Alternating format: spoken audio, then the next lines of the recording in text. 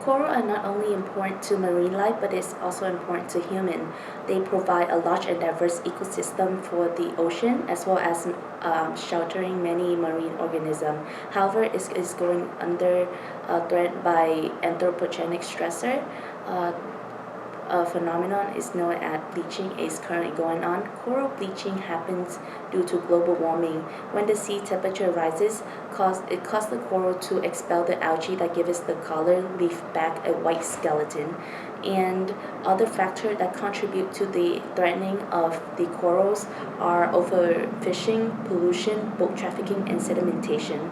Microbiomes is a term refers to the microorganism that live within an environment. For example, for human, we have microbiomes in our body and especially in our gut that help us digest and break down food, and it changes based on how we live and eat. Similar to the coral, corals also have a dynamic microbiomes that play an important role in the system. They are consist of algae, fungi, bacteria, viruses, and archaea. And for example, the algae can be a major food source for the coral, and the bacteria can help the coral from against the harmful pathogen. Over the past 5 weeks in the Sarah Daisby lab, I got a chance to study the corals microbiomes in Foha Bay, Guam. It is a region in southwest coast of Guam. It's between the river Kafusa, and it flows into the ocean.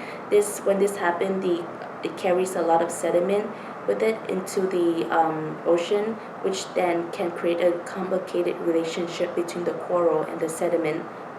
When too much sediment, the coral cannot photosynthesize, and it can have increased the risk of the coral catching diseases because of the harmful pathogen.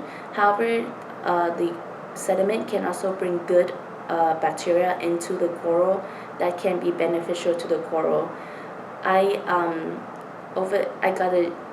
We use the DNA extraction from the coral and the sediment around it. The method we used were 16S and ITS metabarcoding to characterize the microbiomes in the coral and the sediment.